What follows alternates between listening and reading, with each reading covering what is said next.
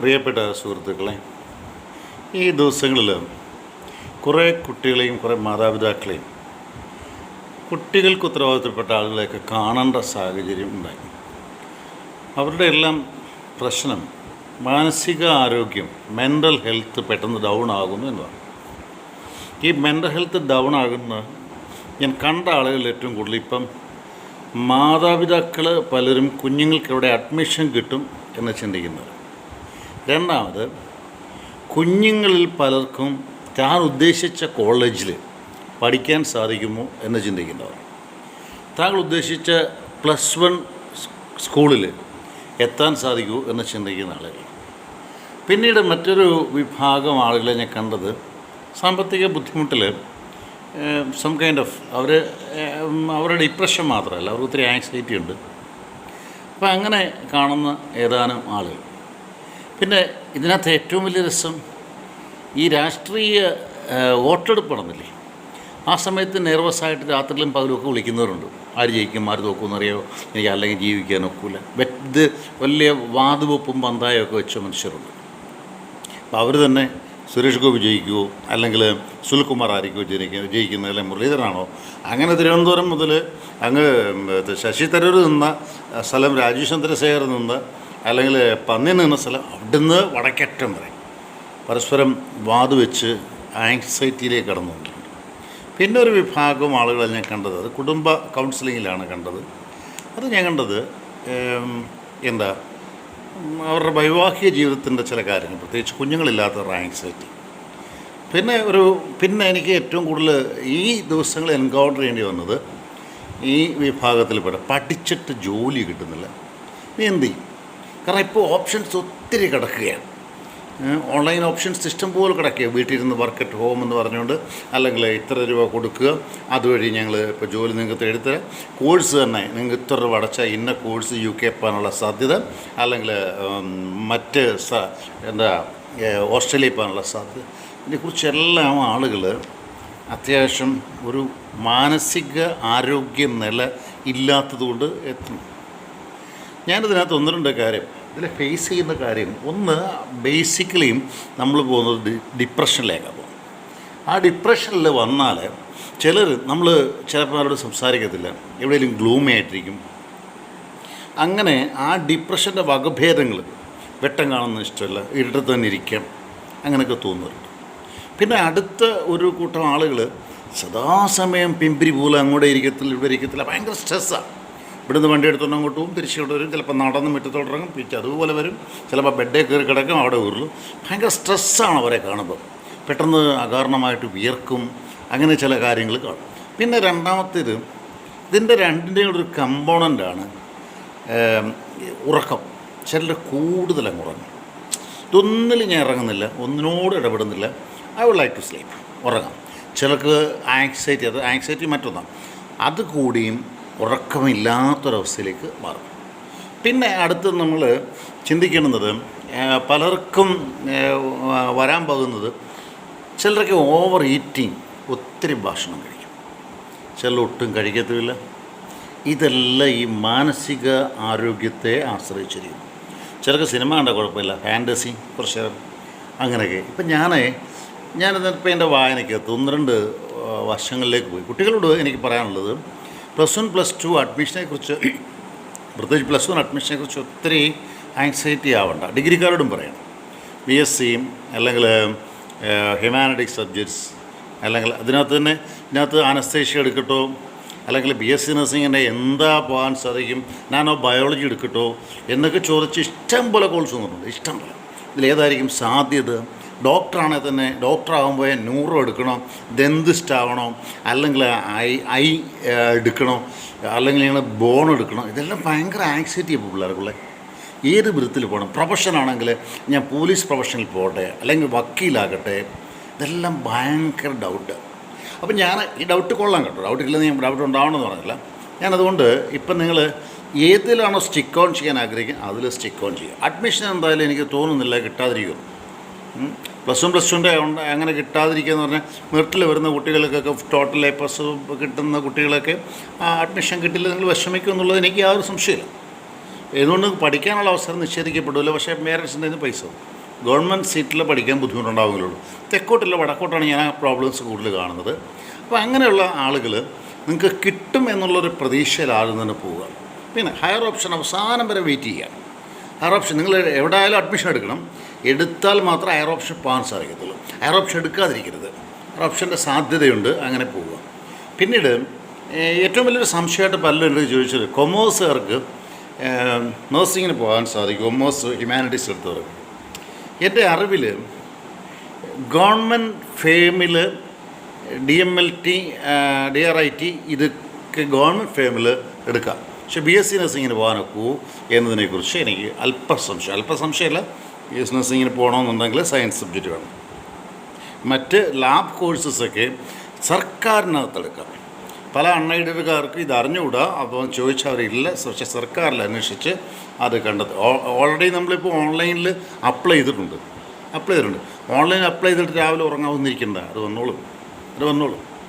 ഇനി ഞാൻ ഒരു കാര്യം കൂടെ പറഞ്ഞ് അവസാനിപ്പിക്കും. ഈ ആങ്സൈറ്റി ഒത്തിരി ഉള്ളവർ അല്പം നേരം കാറ്റ് കൊള്ളുക, അടച്ചിട്ടിരിക്കുന്ന ഇരിക്കാതിരിക്കുക, വെട്ടവും വെളിച്ചവും വരുന്നിടത്ത് ഇറങ്ങുക. മഴ പെയ്യുമ്പം മഴ നനഞ്ഞിറങ്ങാൻ തരില്ല, മഴ നനഞ്ഞിറങ്ങാം, പക്ഷേ ഇടിമിന്നൽ സൂക്ഷിക്കണം. രണ്ടാമത് അല്പം നമ്മുടെ മുറ്റത്ത് തന്നെ അല്പനേരം നമുക്കൊരു കൂടെ എടുത്തുകൊണ്ട് നടക്കുക. അപ്പം നമ്മുടെ ബോഡി ഒത്തിരി ഹീറ്റാവും, നമുക്ക് ആങ്സൈറ്റി കൂടിയാലും ഡിപ്രഷൻ വന്നാലൊക്കെ.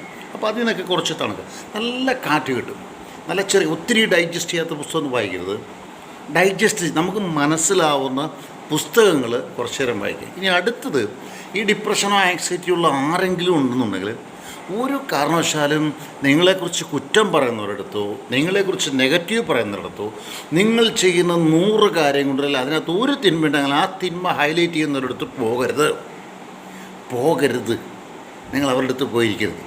അപ്പം ഞങ്ങൾ എന്തോ ചെയ്യും എന്ന് ചോദിച്ചാൽ നമ്മുടെ പേരൻസ് കുറ്റം പറയും, അല്ലെങ്കിൽ മാതാപിതാക്കളിലെ ബന്ധുക്കൾ സുഹൃത്തുക്കൾ കുറ്റം പറയും. അങ്ങനെ സൗഹൃദ സാന്നിധ്യത്തിൽ അവരോട് പറയുക, ദയവേത് കുറ്റപ്പെടുത്താൻ പറയരുത്.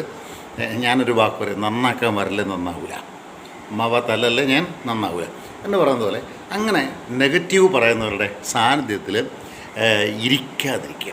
നിങ്ങൾ ഫ്രീ ആയിട്ട് സംസാരിക്കാൻ സാധിക്കുന്ന അധ്യാപകർ, +1 +2കാരൊക്കെ മറ്റ് +1കാരൊക്കെ സുഹൃത്തുക്കളോട് സംസാരിക്കുന്നതിനായുള്ളത് അധ്യാപകരോടായിരിക്കാം. സുഹൃത്തുക്കൾ വഴി അധ്യാപകരെ തിരക്ക്, ഏത് അധ്യാപകരോട് സംസാരിച്ചാൽ ശരിയാകും. അങ്ങനെ ചോദിക്കാൻ അങ്ങനെ മനസ്സിലാക്കുക. പിന്നെ ഇപ്പം ജോലി കിട്ടാത്തതിൻ്റെ ജോലിക്ക് ഭയങ്കര സാധ്യതയുണ്ട്. അത് നമ്മൾ നോക്കിയിരുന്ന് പോവുക. ഓൺലൈൻ വഴി പോകുന്നതൊക്കെ വീട്ടിൽ നിന്ന് ചെയ്തോ കുഴപ്പമില്ല. നിങ്ങൾ അങ്ങോട്ട് ആദ്യം പൈസ അടച്ചിട്ട് ഓൺലൈൻ വഴി ചോദിക്കുന്ന പല കാര്യങ്ങളും കളിപ്പിയിട്ടുണ്ട്. കഴിഞ്ഞ ദിവസം പട്ടാളക്കാരൻ്റെ ഒരു വീട്ടമ്മ, അത് ടീച്ചറാണ്, പട്ടാളക്കാരുടെ പേരിൽ ടീച്ചറെ കളിപ്പിച്ചു. ടീച്ചറിന് ആകപ്പാടെ മനസ്സ് പോയി. അപ്പോൾ അങ്ങനെ കബളിപ്പിക്കപ്പെടാൻ സാധ്യതയുള്ളിടത്ത് ഒരിടത്തും പൈസ കൊടുത്ത് പോകാതിരിക്കുക. 2, നിങ്ങളെ അങ്ങനെ ഒരാൾ വിളിച്ചാൽ അവർ ഹിന്ദിയിലാണ് സംസാരിക്കുന്നതിൽ ഹിന്ദി നന്നായിട്ട് അറിയാവുന്നവരെ കൊടുക്കുക. ഇംഗ്ലീഷാണെങ്കിൽ ആ ഇംഗ്ലീഷ് നന്നായിട്ട് അറിയാവുന്നവരെ കൊടുക്കുക. നമ്മൾ പോയി ബബ്ബ അടിക്കുന്ന കാണുമ്പോൾ എന്താ പറ്റുന്നറിയാവും, അവർക്ക് മനസ്സിലാകും ഇതിനെ വീഴ്ത്താൻ സാധിക്കും. ഇപ്പോൾ ഈ അടുത്ത കാലത്ത് വന്നൊരു ഏറ്റവും വലിയൊരു പ്രോബ്ലം, അതുകൂടെ ഞാൻ അവസാനിപ്പിക്കാം. ഏറ്റവും വലിയ പ്രോബ്ലം കുട്ടികൾ എപ്പോഴും ശ്രദ്ധിച്ചിരിക്കണം, എസ്പെഷ്യലി ഡിഗ്രിയും +1 +2 കുട്ടികൾ. നിങ്ങൾ യാതൊരു കാരണവശാലും വീഡിയോ കോൾസിൽ നിങ്ങൾ അറ്റൻഡ് ചെയ്യരുത്. അറിയാമെങ്കിൽ എത്ര വീഡിയോ കോൾസ് എടുക്കുകയും ചെയ്യും. അവർ നിങ്ങൾ കണ്ടുകൊണ്ടിരിക്കുമ്പോഴായിരിക്കും ഈ വീഡിയോ കോളിനെ മാറ്റുന്നത്. ഇപ്പം നിങ്ങൾ ഫോർ എക്സാമ്പിൾ നിങ്ങളിപ്പോൾ എൻ്റെ മുഖം കണ്ടുകൊണ്ടിരിക്കുക. അപ്പോൾ എന്നെ ഒരാൾ വീഡിയോ കോളിൽ കാണാൻ വന്നു. എനിക്ക് വേണമെങ്കിൽ എൻ്റെ ശരീരത്തുള്ള കംപ്ലീറ്റ് ഡ്രസ്സ് മാറ്റിയിട്ട് ഈ കണ്ടുകൊണ്ടിരിക്കുന്ന ആളുടെ ഒരു സ്ക്രീൻഷോട്ട് എടുത്ത് ഞാൻ ഇന്ന സ്ഥലത്തിരിക്കുമ്പോൾ എന്നെ ഇങ്ങനെ കണ്ടു എന്നിട്ട് ഇത് വെച്ച് ബാർഗെയിൻ ചെയ്ത് പൈസയാണ്. അപ്പോൾ നിങ്ങൾ ഇങ്ങനെ ചെയ്ത് കഴിഞ്ഞാൽ ഇന്നത് തരാം, അല്ല അങ്ങനെ ഇത് പറയും. അപ്പോൾ ബാർഗെയിൻ ചെയ്ത് മാക്സിമം പൈസ കൊണ്ടുവന്ന് നോക്കും. അടുത്തൊരു പ്രശ്നം ഞാൻ അടുത്ത കാലത്ത് എൻകൗണ്ടർ ചെയ്തുകൂടെ പറയാം. പ്രിയപ്പെട്ട സുഹൃത്തുക്കളെ, നിങ്ങളുടെ നിന്നൊരു 5000 രൂപ ആദ്യം ചോദിക്കും, 10000 ഇങ്ങോട്ട് തരും. 5000 വീണ്ടും ചോദിക്കും, 10000 ഇങ്ങോട്ട് തരും. നമുക്കെന്താ തോന്നുന്നത്, ഇതൊക്കെയാണ് നല്ല ബിസിനസ്, നമ്മൾ 4-5 പേരെ കൂടെ ചേർക്കും. പിന്നെ ഇവരുടെ അഡ്രസ്സ് പോലും കാണത്തില്ല. പക്ഷേ 15 രൂപ പോകുമ്പോൾ നമുക്ക് 50000 തരുന്നു, നമ്മൾ വാങ്ങിക്കും. പിന്നെയും 15 തരുന്നു, 50000 വാങ്ങിക്കും. ഇങ്ങനെ ആകുമ്പോൾ നമുക്കൊരു വിശ്വാസ്യത ഉണ്ടാവും. ഈ വിശ്വാസത്തിൻ്റെ കുഴപ്പം എന്തെന്ന് നിങ്ങൾ മനസ്സിലാക്കണം. നമ്മുടെ കുറച്ച് പൈസ അങ്ങോട്ടങ്ങ് ചെന്നെന്ന് വെച്ചോ, നിങ്ങൾ ഇത്രയും തന്നില്ല, ഒരു കാര്യം ചെയ്യും, 5 ലക്ഷം രൂപ തരാം, ഞാൻ 10 തരാമെന്ന് പറയും. ഈ 5 ലക്ഷം പോയി കഴിഞ്ഞാൽ 10 കാരനെ പിന്നെ കാണൂല. പിന്നെ ഇപ്പം വേറെ ഫോണിൽ നിന്ന് വിളിക്കും, എടോ തൻ്റെ 5 ലക്ഷം രൂപ ഞാൻ അങ്ങോട്ട് അയച്ചിട്ടുണ്ട്, പക്ഷേ അത് കിട്ടണമെങ്കിൽ ഇൻകം ടാക്സുകാരുടെ കിടക്കുകയാണ്, സെൻട്രൽ ഗവൺമെൻറ് ഇൻകം ടാക്സുകാരുടെ. അത് വാങ്ങിക്കണമെന്നുണ്ടെങ്കിൽ താൻ ഒരു കാര്യം ചെയ്യും, 5 രൂപ 2 കൂടെ അയച്ചത് അത് കൊടുത്തു കഴിഞ്ഞാൽ നമുക്കത് റിലീസ് ചെയ്യാം. ഇങ്ങനെ 1,06,00,000 വരെ പോയ ആളുടെ എനിക്കറിയാം, മാതാപിതാക്കൾ അനുവാദമില്ലാതെ. എൻ്റെ പ്രിയപ്പെട്ട സുഹൃത്ത്, അത് സാമ്പത്തികമുള്ള വീട്ടിലായതുകൊണ്ട് രക്ഷപ്പെട്ടെ, അല്ല ആത്മഹത്യ ചെയ്തതിന്. പ്രിയപ്പെട്ട സുഹൃത്തുക്കളെ, ഇന്ന് ലോകത്തിൽ ഒരുപാട് വഴിതെറ്റാൻ മാർഗങ്ങളുണ്ട്. അപ്പോൾ അതുകൊണ്ട് നിങ്ങൾ ആ വഴിതെറ്റുന്ന മാർഗത്തിലേക്ക് പോകാതിരിക്കാനാണ് ഞാൻ ഈ വീഡിയോ ചെയ്തത്. അപ്പം ഉറക്കമില്ലാത്തവരാണെങ്കിൽ ഉറക്കമില്ലെങ്കിൽ ഒറ്റ കാര്യം ചെയ്യുക, അത്രയും ഉറക്കമില്ല. രാത്രി കിടക്കുന്നതിന് മുമ്പ് ശകലം ചൂടുവെള്ളം അല്ലെങ്കിൽ പച്ചവെള്ളം എടുത്ത് നന്നായിട്ട് ശരീരം ഒന്ന് കഴുകുക, എന്നിട്ട് പോയി കിടന്നുറങ്ങുക. ലൂസ് സ്ട്രെസ് ഇടുക. ഒത്തിരി സ്ട്രെസ് ഉണ്ടെങ്കിൽ ഇറങ്ങിയ ഡ്രസ്സ് ഇടുകയേ ചെയ്യരുത്, ലൂസ് സ്ട്രെസ് ഇടുക. എല്ലാ ദിവസവും ബെഡ്ഷീറ്റ് മഴയില്ലെന്നുണ്ടെങ്കിൽ ഒന്ന് ഉണക്കാനിടുക. അപ്പോൾ നിങ്ങൾക്ക് കിടക്കുന്ന ഒരു കംഫോർട്ട് ഫീലിംഗ്. പിന്നെ മക്കളില്ലാത്തതിൻ്റെ കാര്യത്തിലും മെഡിക്കൽ ഫീൽഡിലുമൊക്കെ വന്ന് ചോദിക്കുന്നവരോടൊക്കെ അത് വേറൊരു സബ്ജക്റ്റ് ആയതുകൊണ്ട് ഞാൻ അത് പേഴ്സണലായിട്ട് സംസാരിച്ചോളാം. അപ്പോൾ ഈ മെഡിക്കൽ ഫീൽഡിൽ ക്യാൻസറൊക്കെ വന്ന് ഒരുപാട് വിഷമിക്കുന്നവരുണ്ട്. എല്ലാത്തിനും സുഹൃത്തായിട്ട് കാണാം, ശത്രുവായിട്ട് കാണരുത്. ശത്രുവായിട്ട് കണ്ടാൽ നമ്മൾ താഴോട്ട് പോകും. അപ്പോൾ അതുകൊണ്ട് 10ാം ക്ലാസ് കഴിഞ്ഞിട്ട് നിൽക്കുന്ന കുട്ടികൾ, ഡിഗ്രിക്ക് പോകുന്ന കുട്ടികൾ, അവരുടെ മാതാപിതാക്കൾ, ഇങ്ങനെ പല കാര്യങ്ങൾ, പ്രൊഫഷണൽ കോഴ്സുകൂടെ ഞാൻ പറയാം. വക്കീൽ പണി നല്ല പണിയാണ്, പോലീസ് പണി നല്ലതാണ്. പട്ടാളത്ത് ഡിഗ്രി കഴിഞ്ഞ് പോകാനൊക്കെ അത്രയും നല്ലത്. 10ാം ക്ലാസ് കഴിഞ്ഞ് ചടി പോകുന്നില്ലെങ്കിൽ ഡിഗ്രി കഴിഞ്ഞ് പോകുന്ന കുറച്ച് ഓഫീസർ റാങ്കിലൊക്കെ പോകാൻ സാധിക്കും. സയൻറ്റിസ്റ്റായിട്ട് പോകുന്നത് നല്ലതാണ്. ഇങ്ങനെ പല ഫീൽഡുണ്ട്.